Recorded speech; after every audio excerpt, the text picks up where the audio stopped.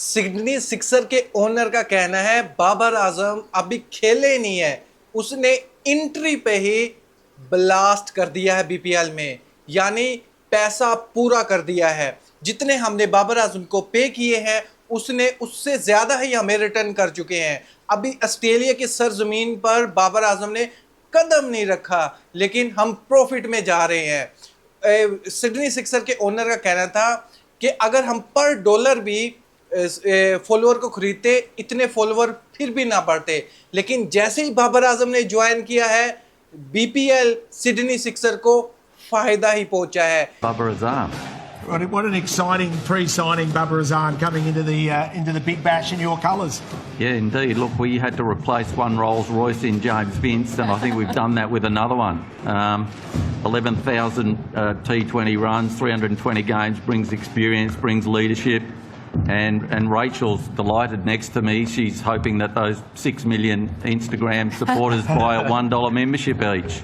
दोस्तों, ड्राफ्ट था, पाकिस्तान के जितने भी प्लेयर्स थे, स्पेशली जिनको ड्रॉप किया हुआ था, वो सारे के सारे पहले ही पिक में पिक हो गए हैं, चुटकियों में पिक किया है। शहनशाह अफरीदी, बाबर आजम, मोहम्मद रिजवान, इनको साइड पर किया गया था, लेकिन ऑस्ट्रेलियन माइंडसेट ने इनको टी20 बेस्ट प्लेयर करार दिया है और इनको फर्स्ट पिक में पिक किया है। और कुछ नमूने अभी भी रो रहे हैं बाबर आजम को लेकर कि बाबर आजम 2-3 ट्रेनिंग के बाद कैंप छोड़कर चले गए। इसके पीछे बड़ी खूबसूरत वजह है दोस्तों, वो भी सामने रखूंगा, क्योंकि बाबर आजम के भी स्टेटमेंट कुछ हैं, कुछ क्रिकेट बोर्ड की तरफ से हैं, वो आप लोगों के सामने रखूंगा। लेकिन उससे पहले बाबर आजम को इतनी इज्जत दी जा रही है, क्या वाकई बाबर आजम टी20 में इन ऑस्ट्रेलिया क्या ऐसे स्टैट रखते हैं कि बाबर आजम को इतनी इज्जत दी जाए, इतना पैसा दिया जाए?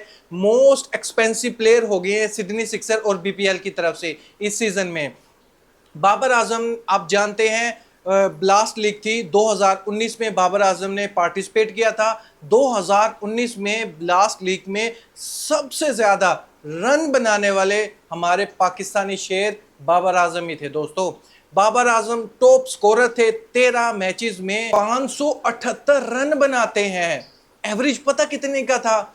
53 का ऑलमोस्ट। स्ट्राइक रेट कितने का होगा यार? ऐसी पिचेस पर फास्ट ट्रैक पर स्ट्राइक रेट कितने का होगा? ऑलमोस्ट 150 का स्ट्राइक रेट, यानी एग्जैक्ट जो फिगर है 149.35, 149 का स्ट्राइक रेट था बाबर आजम का। और बाबर आजम ने इस 13 इनिंग में 450 लगाई हुई है, 1 सेंचुरी लगाई हुई है। इसके बाद भी बाबर आजम ने ये लीग खेली थी आई थिंक 2020 में। 2020 में बाबर आजम ज्यादा मैचेस नहीं खेल सके थे, सिर्फ 7 मैचेस खेले थे। 7 मैचेस में बाबर आजम ने इसमें भी सेंचुरी लगा दी थी। एवरेज बाबर आजम की थी आई थिंक 36 की। दोस्तों, बाबर आजम को ऑस्ट्रेलियन माइंडसेट ने ऐसे नहीं पिक किया। बाबर आजम टॉप स्कोरर है टी20 इंटरनेशनल में। अब तो रोहित शर्मा थोड़े से आगे हैं, एक टी20 खेलने की देर है, बाबर आजम फिर से नंबर 1 पर आ जाएंगे। बाबर आजम छाया हुआ है ऑस्ट्रेलिया में दोस्तों, पाकिस्तान का नाम रोशन कर रहा है, लेकिन अपनों की तरफ देखें, आज भी बाबर आजम पर तनकीद किए बिना नहीं रहते। यहां तक कहा जा रहा है कि बाबर आजम की तो अभी फॉर्म ही नहीं थी, अगर फॉर्म होती तो बाबर आजम कैंप को ही ना ज्वाइन करता, बच्चों के साथ ये खेलना ही पसंद नहीं करता। ये बात नहीं है दोस्तों। बाबर आजम ने पहले ही पाकिस्तान क्रिकेट बोर्ड को बता दिया था, कैंप लगने से पहले, कैंप का प्लान होने से पहले ही। आपको अपने वीडियो देखी होगी फखर जमान बाबर आजम की। बाबर आजम फखर जमान काफ़ी टाइम से जो हमारे नए हेड कोच है माइक हैसन, उसके साथ अटैच्ड हैं और ट्रेनिंग भी कर रहे थे। लेकिन इस टाइम पीरियड में बाबर आजम वेकेशन पर जा रहे थे और आपने पिक्चर भी देख ली होगी बाबर आजम की, वहां पर पहुंच भी गए हैं खैर खैरियत से अल्हम्दुलिल्लाह।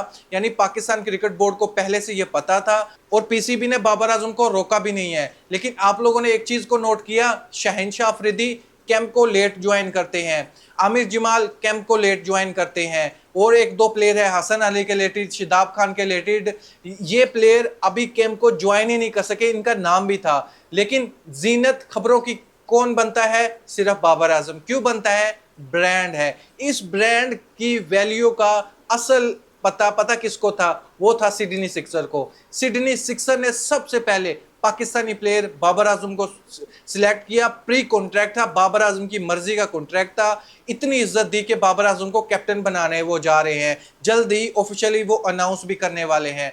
ऑलमोस्ट हर इंटरव्यू में आज तो ओनर की तरफ से भी बता दिया गया था कि ये ग्रेट बैट्समैन तो है लेकिन एक लीडर भी है। तो हमें मजा आएगा सिडनी सिक्सर की तरफ से जब बाबर आजम खेलेंगे, और बाबर आजम कंप्लीट सीजन के लिए अवेलेबल है, हमने उससे बात भी कर ली है। मजीद पाकिस्तान के प्लेयर बीपीएल में पिक हुए हैं। शहनशाह अफरीदी प्लाटिनियम कैटेगरी में पहली ही पिक में शहनशाह अफरीदी को पिक कर लिया गया था। मोहम्मद रिजवान, जिसको टी20 का फॉर्मेट के बारे में नॉलेज ही नहीं है, अगर हम पाकिस्तानी मीडिया की तरफ देखते हैं, जो क्रिकेट एक्सपर्ट है उनकी तरफ देखते हैं, तो वो पाकिस्तान टीम में रखना ही नहीं चाहते। लेकिन ऑस्ट्रेलियन माइंडसेट अभी भी मोहम्मद रिजवान पर यकीन रखते हैं। मोहम्मद रिजवान को भी प्लाटिनियम कैटेगरी में पिक किया है। यानी 3 हमारे स्टार थे पाकिस्तान टीम में, तीनों स्टार को इज्जत जो दी है ऑस्ट्रेलिया ने वो आप लोगों ने देख ही लिया है। दुनिया उनको इज्जत देने लग रही है। शहनशाह अफरीदी, बाबर आजम और मोहम्मद रिजवान को बिग बैश लीग में प्लाटिनियम कैटेगरी में पिक किया जाता है। बाबर आजम को तो बहुत ज़्यादा पेमेंट दी जाती है, प्लाटिनियम कैटेगरी से ज़्यादा ही पेमेंट मिलती है। लेकिन दूसरे प्लेयर भी हैं, जैसे हसन अली ने क्या कमबैक किया है, मज़ा आया हसन अली का कमबैक देखकर। बिग बैश में हसन अली भी सिलेक्ट हो गए हैं। हारिस रऊफ ऑलरेडी वहाँ पर मौजूद थे, उसको तो सिर्फ रिटेन किया गया है। शादाब खान को पिक किया गया है। यानी पाकिस्तानी 7 से 8 प्लेयर आई थिंक हैं, वो भी बिग बैश खेलेंगे जो सीज़न 15 होगा। दोस्तों, इस पर मैं आपको ओपिनियन जानना चाहूँगा। पाकिस्तानी 3 सुपरस्टार को दुनिया इज्जत दे रही है, लेकिन अपने ही क्रिकेट बोर्ड के जो मैनेजमेंट में बैठे हुए लोग हैं वो इनको टी20 का प्लेयर ही नहीं मानते। उनके ऊपर कौन सा जिन सवार है। उन्होंने देखा है पाकिस्तानी मीडिया, पाकिस्तान के कुछ एक्स क्रिकेटर जो खाम खा जो टके के उनके पास नॉलेज नहीं है, लेकिन वो बड़े बड़े प्लेयर्स पर बात कर जाते हैं। खुद का एक्सपीरियंस उनका 0% होता है, एटीट्यूड उनका 1000% होता है। क्यों? जानबूझकर बुग़्ज़ रखना है बाबर आजम के अगेंस्ट, शाहीन के अगेंस्ट, मोहम्मद रिजवान के अगेंस्ट। लेकिन क्या ऑस्ट्रेलियन माइंडसेट क्या इतना ही बेवकूफ़ हो गया है कि पाकिस्तानी प्लेयर को वो पिक कर रहा है? ऐसा फील हो रहा था ये बीपीएल का ड्राफ्ट नहीं हो रहा, ये पाकिस्तान सुपर लीग का ड्राफ्ट हो रहा है। जैसे पाकिस्तानी प्लेयर को पिक किया जा रहा था, पाकिस्तानी स्टार को पिक किया जा रहा था। ना नवाज को पिक किया, साइम यूब को नहीं पिक किया। लेकिन बहुत से लोग ये बोल रहे हैं कि वो तो अवेलेबल ही नहीं है। ऐसे ही पहले बाबर आजम पर भी बोलते थे, लेकिन बाबर आजम तो आपने देखा, मैंने स्क्रीनशॉट भी लगाया था, बाबर आजम ने 12 करोड़ ठुकराए थे। उस टाइम वाकई पाकिस्तान के मैचेस थे। बाबर आजम ने पहले नाम दिया था, बाद में वापस ले लिया था।